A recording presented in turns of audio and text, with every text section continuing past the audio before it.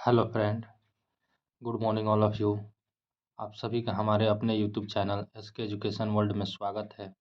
आज हम लोग मैट्रिक क्लास के कुछ महत्वपूर्ण वस्तुनिष्ठ प्रश्न को जानेंगे।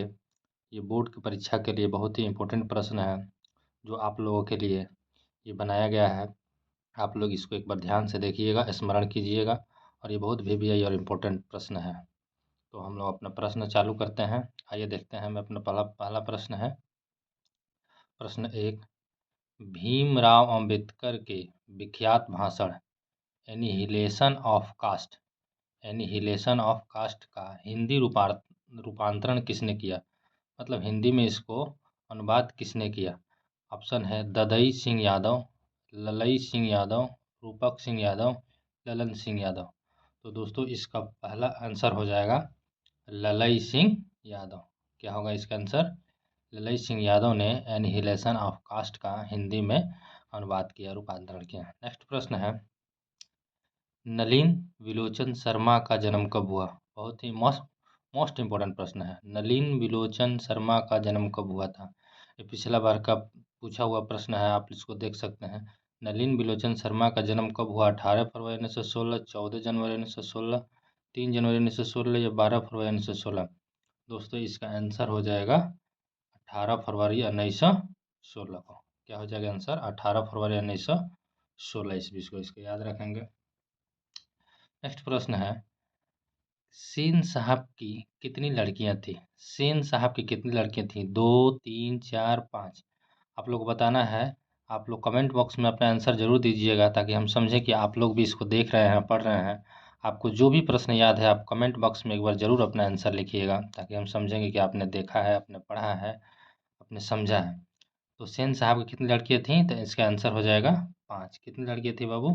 इसका आंसर हो जाएगा 5। अब आप लोग को कमेंट बॉक्स में ये पांचों लड़कियों का नाम बताना है। देखते हैं कौन पहले बताएगा। पांचों लड़कियों का नाम कमेंट बॉक्स में बताइए। नेक्स्ट प्रश्न है, अग्रजा शब्द में प्रत्यय क्या है? अग्रजा शब्द में प्रत्यय, बाबू प्रत्यय हम पढ़ा चुके हैं, आप लोग वो पढ़ा होगा भी अपने 9th और 10th में। अग्रजा का प्रत्यय मतलब होता है कि जो शब्द के पीछे लगकर उसका अर्थ बदलता है। उपसर्ग माने उसके ऊपर लगकर, पहले लगकर।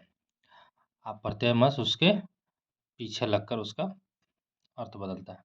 तो अग्रजा, अग्र में जा लगा हुआ है। अग्र में क्या लगा है बाबू? जा प्रत्यय लगा। प्रत्यय मतलब जस्ट शब्द के बाद में लगता है पीछे। अगर तो इसका आंसर क्या हो जाएगा? अग्रजा। जा में आ रहा है। क्या आ रहा है बाबू? आ रहा है। इसका आंसर हो जाएगा आप आ रहा है। अगर जो भी रहे तो भी सही है। नेक्स्ट, मदन किसका बेटा था? नेक्स्ट प्रश्न है, मदन किसका बेटा था? मदन ऑप्शन नंबर ए सेन साहब का, गिरधर का या ड्राइवर का? आप लोग को इसका आंसर बताना है बाबू। मदन किसका बेटा था?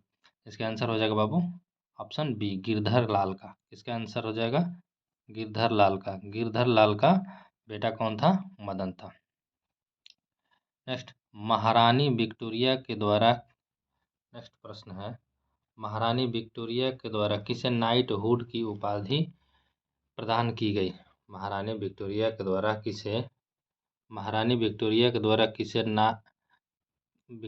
किसे नाइट की उपाधि प्रदान की गई? ऑप्शन है यतेंद्र मिश्र को, मैक्स मुलर को, महात्मा गांधी को, भवानी त्रिवेदी को। इसका आंसर क्या होगा बाबू? इसका आंसर हो जाएगा मैक्स मुलर। इसका आंसर क्या हो जाएगा? Max Muller. नेक्स्ट प्रश्न है, हिंदी कविता में प्रपदवाद के प्रवर्तक कौन थे? हिंदी कविता में प्रपदवाद के प्रवर्तक कौन थे? ऑप्शन हो जाएगा मैक्स मुलर, नलिन विलोचन शर्मा, अशोक वाजपेयी या अमरकांत। आप लोग को बताना है इसका आंसर। इसका आंसर हो जाएगा नलिन विलोचन शर्मा। इसका आंसर क्या हो जाएगा? नलिन विलोचन शर्मा। नेक्स्ट प्रश्न है, श्रम विभाजन और जाति प्रथा गद्य की कौन सी विद्या है? श्रम विभाजन एवं जाति प्रथा गद्य की कौन सी विद्या है? आपको बताना है कि कहानी है, निबंध है, भाषण है, ललित निबंध है। आप लोग को इसका आंसर बताना है बाबू। तो इसका आंसर हो जाएगा क्या है? निबंध है। श्रम विभाजन और जाति प्रथा डॉक्टर भीमराव अम्बेडकर के द्वारा ये पाठ लिखा गया है। ये पाठ के वही लेखक हैं। श्रम विभाजन और जाति प्रथा, 14 अप्रैल का इनका जन्म तिथि है। आप लोग इसको याद रखिएगा। Buddha and his Dhamma Buddha and his Dhamma के लेखक कौन है? तो महात्मा बुद्ध के ये पुजारी थे, महात्मा बुद्ध। धम्म इस लेखक, और उन्हीं के नाम पर ये लिखा हुआ है। बुद्धा एंड हिज धम्मा के लेखक कौन है? तो इसका आंसर भी हो जाएगा बाबू भीमराव अंबेडकर। नेक्स्ट प्रश्न है, बाबा साहब के अनुसार आदर्श समाज किसे माना गया? डॉक्टर भीमराव अंबेडकर के अनुसार आदर्श समाज किसे माना गया? समता का अधिकार, बंधुत्व का अधिकार, स्वतंत्रता का अधिकार, और इनमें से सभी। तो इसके बाबू इसका आंसर हो जाएगा इनमें से सभी। उन्होंने स्वतंत्रता के अधिकार को भी माना था, बंधुत्व का अधिकार और समता का अधिकार, तीनों को ये आदर्श समाज मानते हैं। नेक्स्ट प्रश्न है, भारत में जाति प्रथा का मूल कारण क्या है? भारत में जाति प्रथा का मूल कारण क्या है बाबू? गरीबी, अमीरी, बेरोजगारी, रोजगार। भारत में सबसे ज़्यादा अगर देखा जाए तो जाति प्रथा का मूल कारण क्या होगा? बेरोजगारी है। नेक्स्ट, 20 के दांत कहानी का मुख्य पात्र कौन है? 20 के दांत कहानी का मुख्य पात्र कौन है? आंसर हो जाएगा सेन साहब, खोखा, मदन, गिरधर, ये सभी। आपको बताना है इसका मेन पात्र जो है खोखा था। कौन था? खोखा था। नेक्स्ट प्रश्न है, झोपड़ी और महल की लड़ाई में अक्सर कौन लोग जीतते हैं? बाबू झोपड़ी और गरीब और अमीर, चाहे महल और झोपड़ी की लड़ाई में हमेशा कौन जीतेंगे? तो महल वाले ही जीतते हैं। अमीरी में देखा जाए तो गरीब अमीर में पैसे वाले जीतते हैं, महल वाले ये हमेशा अक्सर कौन जीतते हैं? तो ये आंसर हो जाएगा इसका महल वाले जीतते हैं। नेक्स्ट है, सेन साहब किस तरह के आदमी थे? बाबू बहुत मोस्ट वीवीआई प्रश्न है। सेन साहब किस तरह के आदमी थे? अहंकारी, तानाशाह, विद्वान, मूर्ख। इसका आंसर हो जाएगा वो डिक्टेटर टाइप के थे, तानाशाह आदमी थे, हमेशा अपना जिद करते थे। 20 के दांत कहानी के लेखक कौन है? ये भी मोस्ट वीवीआई प्रश्न है बाबू। 20 के दांत कहानी के लेखक कौन है? 20 के दांत कहानी के लेखक कौन है? आपको बताना है। इसका आंसर हो जाएगा नलिन बिलोचन शर्मा। कौन हो जाएगा बाबू? इसका आंसर हो जाएगा नलिन बिलोचन शर्मा। इसका आंसर हो जाएगा ऑप्शन नंबर बी। नेक्स्ट हम लोग देखते हैं,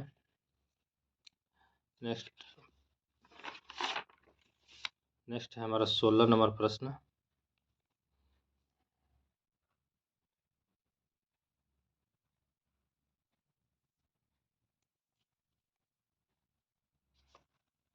नेक्स्ट हमारा 16 नंबर प्रश्न हम देखेंगे बाबू, भारत से हम क्या सीखें? भारत से हम क्या सीखें? पाठ गद्य की कौन सी विद्या है? पाठ गद्य की कौन सी विद्या है? ये कहानी है कि निबंध है कि भाषण है कि साक्षात्कार है? भारत से हम क्या सीखें बाबू, बताना है इसको। भारत से हम क्या सीखें, क्या है? भाषण है। ऑप्शन नंबर सी भाषण है। मैक्स मूलर को किसने वेदांतियों का वेदांती कहा? बहुत ही मोस्ट वीवीआई प्रश्न है बाबू, इसको एक बार याद कर लीजिएगा और हर क्वेश्चन बनाने से पहले पूरा ऑप्शन जरूर पढ़िएगा। मैक्स मूलर को किसने वेदांतियों का वेदांती कहा? विवेकानंद, रामानुज, शंकराचार्य, सभी गलत है। ऑप्शन नंबर ए किसने कहा था बाबू? विवेकानंद, स्वामी विवेकानंद है। नेक्स्ट क्वेश्चन, मैक्स मूलर कहाँ का रहने वाला था? ये भी बहुत ही प्रश्न है। मैक्स मूलर कहाँ का रहने वाला था बाबू? तो मैक्स मूलर कहाँ का रहने वाला था बाबू? तो जर्मनी का। कहाँ का रहने वाला था? जर्मनी का। जर्मनी का। नेक्स्ट प्रश्न है, भारत की सर्वाधिक आबादी कहाँ बसती है? तो भारत की सर्वाधिक आबादी कहाँ बसती है? महानगरों में, शहरों में, सरायों में, गाँव में? तो भारत की सर्वाधिक आबादी कहाँ बसती है बाबू? गाँव में। कहाँ बसती है? मैक्स मूलर ने ये घूम के पूरे भारत को जो भ्रमण किया तो वो बताया कि सबसे ईमानदार और सबसे अच्छे लोग कहाँ बसते हैं? गाँव में। सर्वाधिक आबादी गाँव में ही बसती है। नाखून क्यों बढ़ते हैं? नाखून क्यों बढ़ते हैं? गद्य की कौन सी विद्या है? नाखून क्यों बढ़ते हैं? गद्य की कौन सी विद्या है? आपको बताना है। निबंध है, ललित निबंध है, कहानी है कि भाषण है? Option number E, option number B ललित निबंध है। कौन है बाबू? ललित निबंध। हजारी प्रसाद द्विवेदी किस निबंध के रचयिता थे? हजारी प्रसाद द्विवेदी किस निबंध के रचयिता थे? आपको बताना है बाबू। हजारी प्रसाद द्विवेदी जो थे किस निबंध के रचयिता थे? कौन सा इसमें से पाठ लिखे हैं? नागरिक लिपि, नाखून क्यों बढ़ते हैं, परंपरा का मूल्यांकन या शिक्षा और संस्कृति? Option number B Hazari Prasad लिखे हैं नाखून क्यों बढ़ते हैं। नेक्स्ट प्रश्न है, नाखून क्यों बढ़ते हैं यह प्रश्न लेखक से किसने पूछा? बहुत ही मोस्ट वीवीआई प्रश्न है बाबू। नाखून क्यों बढ़ते हैं यह प्रश्न लेखक से किसने पूछा? उसके भाई ने, उसके पिता ने, बेटी ने, पत्नी ने? आपको बताना है बाबू। नाखून क्यों बढ़ते हैं, आपको इसको बताना है। इसका आंसर क्या हो जाएगा, उसकी बेटी ने, लेखक की बेटी ने पूछा था अपने पिता से, नाखून क्यों बढ़ते हैं, प्रश्न पूछा था। नेक्स्ट प्रश्न है, लेखक किसे निर्लज अपराधी कहते हैं। लेखक किसे निर्लज अपराधी कहते हैं। निर्लज यानी बार बार काटने के बाद भी जम जाता है, बहुत निर्लज है। इसमें से किसको कहते हैं, मनुष्य को, जानवर को, नाखून को, ये बाल को। तो ऑप्शन सी नाखून हो जाएगा। कौन हो जाएगा बाबू, ऑप्शन सी नाखून। नागरी लिपि के टाइप कब बने, नागरी लिपि के टाइप कब बने, लगभग 3री सदी से पहले, लगभग 2री सदी से पहले, पहली सदी से पहले। आपको बताना है कि नागरी लिपि के टाइप कब बने, नागरी लिपि के टाइप कब बने, तो ऑप्शन नंबर बी, 2री सदी के पहले बने। नेक्स्ट प्रश्न है, हिंदी भाषा की कौन सी लिपि, हिंदी भाषा की कौन सी लिपि है। आप लोग तो इसको पढ़े होंगे, हिंदी की कौन सी भाषा को कहा जाता है, हिंदी की भाषा कौन सा है। तो इसका डायरेक्ट आंसर हो जाएगा कौन, देवनागरी। कौन होगा बाबू, देवनागरी लिपि होगा, तो नागरी लिखा गया है, देवनागरी लिपि होगा। क्या होगा, देवनागरी लिपि होगी हिंदी में। गुणाकर मूल्य किस निबंध के रचयिता थे, गुणाकर मूल्य किस निबंध के रचयिता थे, आपको बताना है। गुणाकर मूल्य, नाखून क्यों बढ़ते हैं, नागरी लिपि अभिनयों या परंपरा का मूल्य। तो ऑप्शन नंबर बी, नागरी लिपि के, नागरी लिपि जो है पाठ, उसके निबंध के रचयिता कौन है, गुणाकर मूल्य है। बहादुर कहानी के लेखक कौन है, बहुत भी प्रश्न है। बहादुर कहानी के लेखक बाबू बताना है, अमरकांत, हजारी प्रसाद द्विवेदी, शिवपूजन सहाय, अशोक वाजपेयी। आप लोग को बताना है कि बहादुर कहानी के लेखक कौन है। Option number A, Amarkant. बाबू मेरे प्रश्न पूछते ही आप लोग आंसर इसका लिख कर भेजिए, समझ जाएंगे कि आप लोगों ने इसको देखा और पढ़ा है। अमरकांत का जन्म कब हुआ, नेक्स्ट प्रश्न है, अमरकांत का जन्म कब हुआ, अमरकांत का जन्म कब हुआ। तो आपको बताना है, अमरकांत का जन्म 1929, 1930, 1932, 1925। इसका आंसर क्या हो जाएगा, 1925। नेक्स्ट प्रश्न है, अमरकांत अमरकांत अमर अमरकांत का जन्म हो गया। बहादुर का स्वभाव कैसा था, बहादुर का स्वभाव कैसा था। तो बहादुर का स्वभाव बताना है बाबू, बहादुर का स्वभाव कैसा था, चोर था, आलसी था, कमजोर था, कर्मठ और ईमानदार था। बाबू अब इसका आंसर क्या हो जाएगा, option number D, option number D, कर्मठ और ईमानदार था। ये जो बहादुर जो पाठ है, बहादुर किसको कहा गया है, हम लोग हमेशा बहादुर नेपाली को बोलते हैं, नेपाल के रहने वाले ने। बहादुर कौन था, तो बहादुर एक वह लड़का था जो 12-13 साल का नेपाली लड़का था। उसको अगर ऑप्शन भी ऐसे भी प्रश्न पूछे, बहादुर कहाँ का था, तो कहाँ का था, नेपाल का था। नेपाली लड़का था जो 12-13 वर्ष का उम्र था।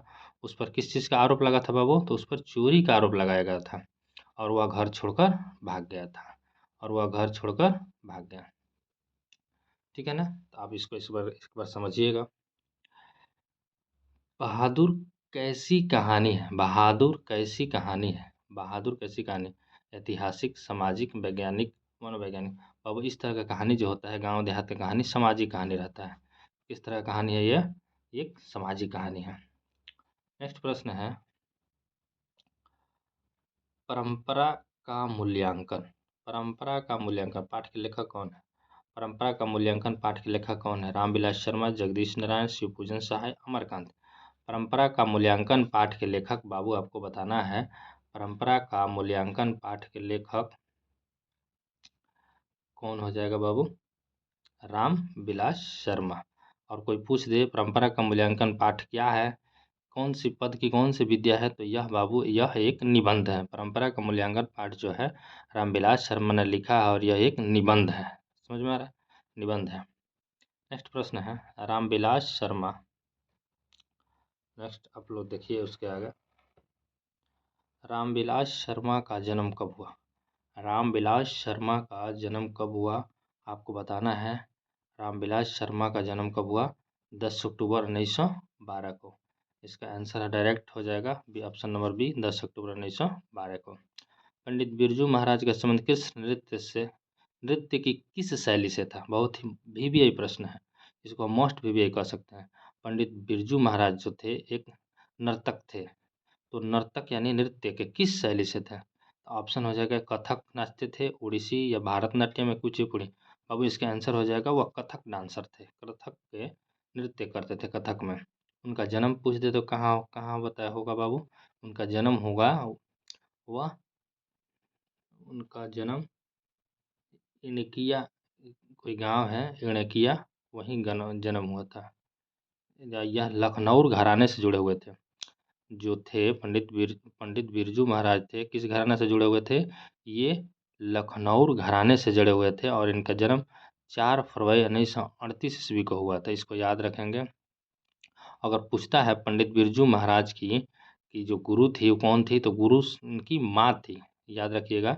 जिसको गुरुआइन भी कहेंगे, इनकी गुरुआइन कौन थी? तो इनकी माँ गुरु थी, इनको बचपन में सिखाती थी। अपने पिता, इनके चाचा थे शंभू शंभू थे, शंभू नाम था शायद, और लखनऊ घराने से ये जुड़े हुए थे, याद रखिएगा इसको।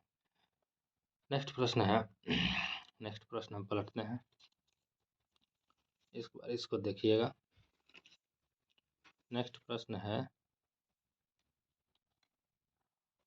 अविन्यो नेक्स्ट प्रश्न है बाबू, अविन्यो पाठ के लेखक कौन है? अविन्यो पाठ के लेखक कौन है? तो आप लोग को बताना है अविन्यो पाठ के लेखक कौन है। तो अविन्यो पाठ के लेखक हैं अशोक वाजपेयी। कौन है बाबू? Option number D, Ashok Vajpeyi. Ashok Vajpeyi जो है, अभिमन्यु जो है एक जगह का नाम है जहाँ ये यात्रा करते हैं। अशोक वाजपेयी यात्रा करते हैं और वहीं के यात्रा वृत्तांत की विद्या है। कोई अभी पूछ दे अभिमन्यु जो है पाठ, वो कौन सी विद्या है? तो देखिए कौन सी विद्या है, तो ये है अभिमन्यु जो है अशोक वाजपेयी ने यात्रा की, तो वही यात्रा वृत्तांत के बारे में ये कहानी है। यात्रा वृत्तांत लिखे हैं, यात्रा वृत्तांत की विद्या है, आप इसको समझ लीजिएगा। नेक्स्ट प्रश्न है अशोक वाजपेयी का जन्म कब हुआ? नेक्स्ट प्रश्न है अशोक वाजपेयी का जन्म कब हुआ? तो अशोक वाजपेयी का जन्म हुआ था 16 जनवरी 1941 को। ऑप्शन नंबर ए 16 जनवरी 1941 को। बाबू आप लोग लेखक और उनके पाठ का नाम जरूर याद कर लीजिएगा, उसमें से एक आधो को प्रश्न रहेगा, आप लोग पढ़ के जाइएगा। मछली पाठ के लेखक कौन है? बहुत ही मोस्ट वीवी प्रश्न है, मछली पाठ के लेखक कौन? मछली की कहानी है बहुत अच्छा। मछली पाठ के लेखक कौन है? तो मछली पाठ के लेखक कौन है बाबू, कौन बताएगा? तो मछली पाठ के लेखक हो जाएंगे यतीन्द्र मिश्र, अशोक वाजपेयी, गांधी जी, विनोद कुमार शुक्ल। इनके लेखक हो जाएंगे कौन? विनोद कुमार शुक्ल जो है। ये कहानी जो है एक सामाजिक कहानी है, बहुत ही अच्छी कहानी है, देहाती कहानी है, गांव की कहानी है। ये कहानी पढ़ने में बहुत आप लोगों को अच्छा लगेगा, आप एक बार जरूर इसको पढ़ के जाइएगा। मछली कहानी के लेखक कौन है? विनोद कुमार शुक्ल है। घर में मछली कौन खाता था? तो घर में मछली कौन खाता था? संतू, दीदी, माँ, पिताजी। तो घर में मछली कौन खाता था? तो एक पिताजी खाते थे। कौन खाते थे? पिताजी। घर में मछली पिताजी खाते थे। बिस्मिल्लाह खां के बचपन का नाम क्या था? बिस्मिल्लाह खां के बचपन का नाम अमरुद्दीन, शमसुद्दीन, सादिक, अली बख्श। नेक्स्ट इसका ऑप्शन नंबर ए कौन हो जाएगा? अमरुद्दीन। अमरुद्दीन इसका ऑप्शन नंबर ए हो जाएगा। नेक्स्ट प्रश्न, बिस्मिल्लाह खां का जन्म कहाँ हुआ था? बिस्मिल्लाह खां का जन्म कब हुआ था? 1916, 1917, 1918, 1920। बिस्मिल्लाह खां का जन्म 1916 में हुआ था, डुमरांव में। कहाँ हुआ था? 1916 में हुआ था, डुमरांव में इनका। अगर पूछ दे बिस्मिल्लाह खां का जन्म कहाँ हुआ था, तो आंसर क्या हो जाएगा? डुमरांव। नेक्स्ट प्रश्न है गांधी जी का जन्म कब हुआ था? मोस्ट वीवी प्रश्न है, गांधी जी का जन्म भी आप लोग याद कर लीजिएगा, शिक्षा और संस्कृति पाठ से है। गांधी जी का जन्म कब हुआ था? तो 2 अक्टूबर 1869। 2 अक्टूबर 1869। आप लोग इसको याद रखिएगा। 2 अक्टूबर को अहिंसा दिवस के रूप में मनाया जाता है, आप लोग इसको एक बार ध्यान रखिएगा, पढ़िएगा। इस ऑप्शन भी दे सकता है। इनमें से किस पत्रिका का संपादन गांधी जी ने किया था? गांधी जी ने किस पत्रिका का संपादन किया था बाबू? तो हरिजन, कर्मवीर, माधुरी, सरस्वती। तो ऑप्शन ए हरिजन। हरिजन भी हो जाएगा, यंग इंडिया भी हो जाएगा। हरिजन जो है महात्मा गांधी का बहुत ही प्रसिद्ध और फेमस पत्रिका है। नेक्स्ट प्रश्न है गुरु नानक कौन थे? गुरु नानक कौन थे? गुरु नानक कौन थे? सिखों के प्रथम गुरु, सिखों के द्वितीय, हिंदुओं के गुरु, ईसाई के गुरु। ये हो जाएगा गुरु नानक जो थे ये सिखों के प्रथम गुरु थे, जो इनका जन्म जो हुआ था कहाँ हुआ था, लाहौर में हुआ था। इनका जन्म हुआ था लाहौर में 1469 ईस्वी में। लाहौर उस समय पाकिस्तान के क्षेत्र में आता है अभी भी, उस समय सब भारत का ही अंग था। नेक्स्ट प्रश्न है, गुरु नानक किस भक्ति धारा के कवि थे? किस भक्ति? सद्गुण भक्ति, निर्गुण भक्ति, राम भक्ति, कृष्ण भक्ति। वह निर्गुण गाते थे हमेशा जो थे गुरु नानक जो थे। और ये किन लोगों के समकालीन रखते थे? मुगल वंश के समकालीन में रहते थे गुरु नानक जो थे। रक्षान किनके भक्त थे? रसखान किनके भक्त थे? राम, कृष्ण, विष्णु। कौन बताएगा? तो आपको बताना होगा। रसखान जो थे वो कृष्ण के भक्ति में लीन रहते थे। रसखान जो थे कृष्ण के भक्ति में लीन रहते थे। और अफसाने पाठ से एक और प्रश्न है, किसे ये जो रसखान थे किसे चित्तचोर कहते थे? आपको बताना है। चित्तचोर ये रक्षान जो थे चित्तचोर किसे कहते थे? तो इसका आंसर भी हो जाएगा कृष्ण को। क्या हो जाएगा बाबू आंसर इसका? कृष्ण को ये चित्तचोर भी कहते थे। नेक्स्ट प्रश्न है, किसे प्रेम की पीर का कवि कहा जाता है? किसे प्रेम की पीर का कवि किसे कहा जाता है? Option number A Meera, Mahadevi Verma, Ghananand, Surdas. Option number C हो जाएगा घनानंद। ऑप्शन नंबर सी क्या हो जाएगा? घनानंद। सुमित्रा नंदन पंत कैसे कवि? सुमित्रा नंदन पंत, आप लोग कमेंट में ज़रूर कमेंट कीजिएगा आप लोग को वीडियो कैसा लगा। अगर आप लोग कौन कौन लोग देखे हैं इस कमेंट करने से मालूम चलेगा कि हाँ आप लोग देखेंगे। सुमित्रा नंदन पंत कैसे कवि हैं? हालावादी, छायावादी, रीतिवादी और क्षणवादी। तो ऑप्शन हो जाएगा छायावादी ये कवि हैं। भारत माता का आंचल कैसा है? भारत माता का आंचल नीला, काला, गीला, धूल भरा। ऑप्शन नंबर डी कौन हो जाएगा? धूल भरा। हिरोशिमा नागासाकी जो जापान की एक शहर है उसको परमाणु बम गिरा के उड़ा दिया गया था। आज भी वहाँ बंजर जमीन है। आज भी वहाँ के लोग जो होते हैं, परमाणु बम इतना शक्तिशाली था कि आज भी वहाँ पे जो जन्म लेते हैं बच्चे उनका एक अंग भंग रहता है। इतना खतरनाक वो बम था। अब सोचिए कि छोटा सा बम गिराएगा तो हिरोशिमा नागासाकी आज भी फेमस है इसके लिए, जहाँ बम गिरा था वो जापान का एक शहर था हिरोशिमा और नागासाकी। कौन सा देश था जी? जापान का। कवि कुंवर नारायण ने बूढ़ा चौकीदार किसे कहा? मोस्ट वीवीआई प्रश्न है। कवि कुंवर नारायण ने बूढ़ा चौकीदार किसे कहा? तो कवि कुंवर नारायण ने बूढ़ा चौकीदार वृक्ष को कहा। किसको कहा है? वृक्ष को कहा। शादी के बाद मंगमा का कौन अपना अलग रहता था? शादी के बाद मंगमा का कौन अपना अलग रहता था?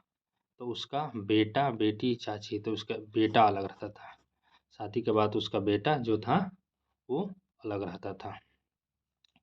मंगू गूंगी है पर डॉट डॉट डॉट नहीं है। मंगू गूंगी है पर खाली स्थान नहीं है। क्या नहीं है? अंधी, बहरी, लंगड़ी, पगली। मंगू गूंगी है पर बहरी नहीं है। गूंगी है पर बहरी नहीं, वो सुन सकती है। मुंह से बोल नहीं सकती थी लेकिन वह सुन सकती थी। वो जन्म से ही लंगड़ी थी, जन्मजात वो क्या थी? गूंगी थी। थोड़ा सा पागल और गूंगी थी। धरती कब तक घूमेगी? धरती कब तक घूमेगी कैसी कहानी है? सामाजिक, राष्ट्रीय, व्यवहारिक, ग्रामीण। ऑप्शन नंबर ए हो जाएगा। क्या हो जाएगा? सामाजिक कहानी है। तो आप लोग को ये वीडियो कैसा लगा आप लोग एक बार कमेंट में ज़रूर बताइएगा। मोस्ट वीवीआई प्रश्न है। मैं इसके बाद से फिर हिंदी का व्याकरण का जो वीडियो बनाने वाला हूँ आप लोगों को कल मतलब एग्ज़ाम को पहले ही मिल जाएगा। आप उसको एक बार ज़रूर देख के जाइएगा और इस वीडियो को पूरा देखिएगा। देखने के बाद अपना कमेंट बॉक्स में अपना राय ज़रूर दीजिएगा। देखने से आप लोग इस मतलब इसको देखने से आप लोग को बहुत फ़ायदा होगा। इससे बहुत सारे प्रश्न आप डायरेक्ट लड़ेगा एग्ज़ाम में। ये बोर्ड की एग्ज़ाम के ही उद्देश्य से बनाया गया है। आप लोग इसको एक बार ज़रूर देखिएगा। Thanks for watching. धन्यवाद।